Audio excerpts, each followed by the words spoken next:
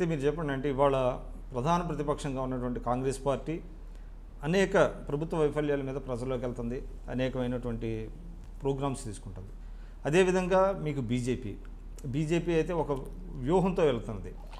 ఏంటి వాళ్ళ నిన్న మొన్న చూసాం మనం, అమిత్ షా గారు వచ్చారు, వాళ్ళు ఒక బ్రహ్మాండమైనటువంటి బూత్ కమిటీలు వేసుకొని వాళ్ళ ఒక వ్యూహ ప్రకారం వెళ్తున్నారు.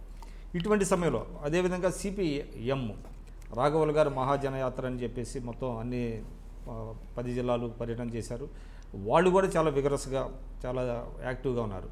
ఇటువంటి దీంట్లో స్పేస్ ఎక్కడ ఉంది మీ రాజకీయ పార్టీ? నేను ఒక్క మాట చెప్తాను. 2001లో టీఆర్ఎస్ పార్టీ వచ్చే నాటికి తెలంగాణలో పొలిటికల్ పార్టీగా టీఆర్ఎస్కి ఏం స్పేస్ ఉన్నది?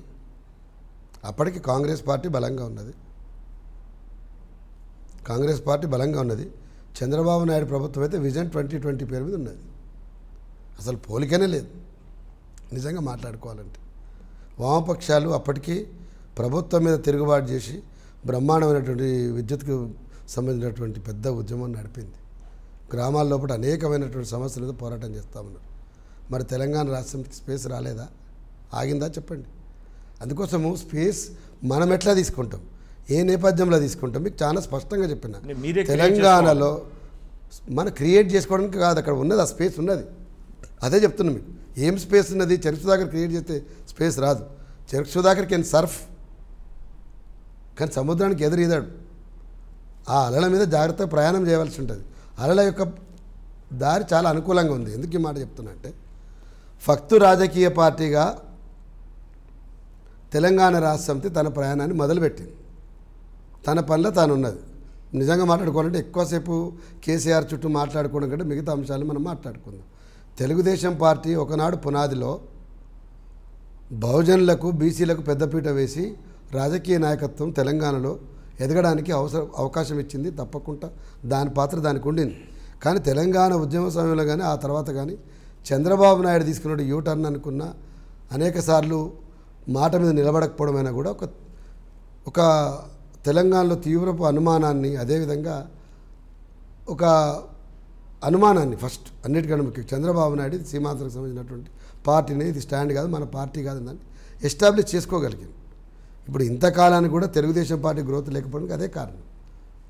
తెలుగుదేశం పార్టీ సరే ఏదో ఒక మేరకు మిగతా వాళ్ళతో పట్టుకొని ఏమైనా స్టాండ్ అవ్వడానికి ఏం చేద్దాం నాకు తెలియదు, కానీ ఇవాళ తెలంగాణలో బలమైనటువంటి అల్టిమేట్ రీజనల్ పార్టీగా స్టాండ్ కావడానికి స్పేస్ అయితే లేదు. కాంగ్రెస్ పార్టీ జాతీయ పార్టీగా తెలంగాణ ఇచ్చింది. ఆ మేరకు తప్పకుండా మనం గౌరవించవలసిందే, దాని గురించి ఏం లేదు.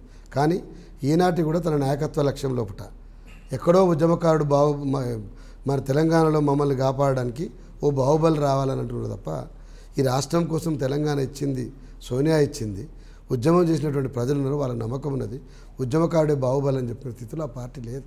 ఈనాటి కూడా ఒక డైరెక్ట్ ఒక విజన్ పెట్టుకొని సమరశీలంగా పోయే వాతావరణం లేదు. కమ్యూనిస్టు పార్టీ మొన్న ఈ మధ్యకాలంలో ఒక పాదయాత్ర చేసింది, వారిని స్వాగతించవలసిందే. కేసీఆర్ గారు మీరెట్లా చేస్తారు ముక్కు నేలకు రాయాలని చెప్పి అన్నప్పుడు కూడా మేమందరం కూడా మరి నువ్వు నిజంగానే ముక్కు నేలకు రాయాలని మాట్లాడుతున్నావు కదా కేసీఆర్, మరి నువ్వు మాట నిలబెట్టుకోకుండా తెలంగాణ వ్యతిరేకంగా మంత్రివర్గంలో ఇంతమంది నీ పక్కన పెట్టుకొని తీర్మానం చేసినటువంటి పార్టీ తెలంగాణ వ్యతిరేకం అని అంటున్నావు. మరి నువ్వు ముందు నువ్వు రాయాలి కదా ముక్కు నేలకు. ఒక మాట అన్నా నేను ఆర్టికల్ రాస్తున్నాను, నిజంగానే నువ్వు తప్పుకొని ముక్కు నేలకు రాయడం మొదలు పెడితే నీ ముక్కే ఉండదు కదా అన్న నేను. సో వారి పాదయాత్ర చేసి విజయవంతంగా శ్రమ చేసి కష్టపడ్డారు. బట్ దురదృష్టం ఏంటంటే even today communist party of Marxist ఈనాటికి తెలంగాణ ప్రజల ముందు ఇంత గొప్ప ప్రజల ఆకాంక్షని మేము గౌరవించి ఏ క్షణం లోపటినైనా ఏ తరుణం లోపటినైనా మేము చేసింది చారిత్రకమైన తప్పిదమేమో ప్రజల మనోభావాలు గుర్తించి తెలంగాణ రాష్ట్రం రావడం అనేది వాళ్ళ జన్మ హక్కు. కోరుకున్నట్టు సిద్ధిస్తే బాగుండు అని ఒక్క మాటనున్నా బాగుండు. ఈనాటికి కూడా తెలంగాణ రాష్ట్రం రావడంతో మీకు కష్టాలు వచ్చినాయని చెప్పడానికి వెనక్కుపోయినటువంటి పార్టీ సిపిఎం పార్టీ. అది ఎట్లా స్టాండ్ అవుతుంది? ఇంకా తెలంగాణని వ్యతిరేకించే పార్టీగా మీరు గుర్తిస్తారు. ఈనాటికి కూడా బయటపడే ప్రయత్నం చేస్తలేదు. సామాజిక న్యాయం పేరు మీద కొంత స్పేస్ వెతుక్కునే ప్రయత్నం చేస్తున్నది, కానీ ఒక తప్పిదాన్ని గుర్తించి దాన్ని సరిచేసుకునే ప్రయత్నం లేదు. అయినప్పటికీ కూడా ఉద్యమకారులుగా గతంలో ఏం జరిగినప్పటికీ ఇప్పుడు కూడా వాళ్ళలో ఆ మార్పు రావాలని కోరుకుంటున్నాం. సామాజిక న్యాయం కోసం, అట్టడుగు వర్గాల ఆత్మగౌరవం చేసే పోరాటం కోసం కలిసి రావాలని కోరుకుంటున్నాను. సిపిఎం పార్టీ పతనం కావాలి, తెలుగుదేశం పార్టీ పతనం కావాలి, ఇంకోర కావాలని ఇంకోసం అనడం లేదు.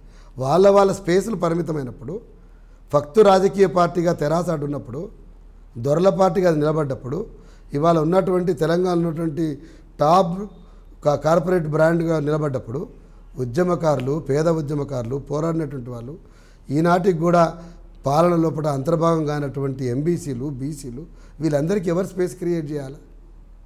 ఇవాళ పెద్ద డిమాండ్ రాష్ట్రంలో వస్తూ ఉంది. మీరు అందరూ చాలా పెద్ద ఎత్తున చూస్తూ ఉన్నారు.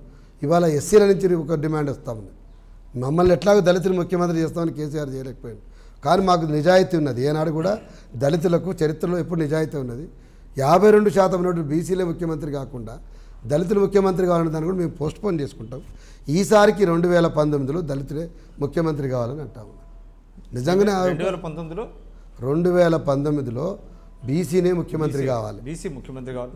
ఏ దళిత నాయకుడు అన్నారంటే అన్ని దళిత సంఘాలు అంటా ఉన్నాయి. సంఘాలు కదన్న, మందకృష్ణ మాదిగ గారు అలాంటి వాళ్ళు ఎవరన్నా? మందకృష్ణ అన్నారు, నల్లా సూర్యప్రకాష్ అన్నారు, గద్దరన్ అన్నాడు. అందరు కూడా ఈ మధ్యకాలంలో చాలా స్పష్టంగా చెప్తా ఉన్నారు. అది ఊపందుకుంటా ఉంది.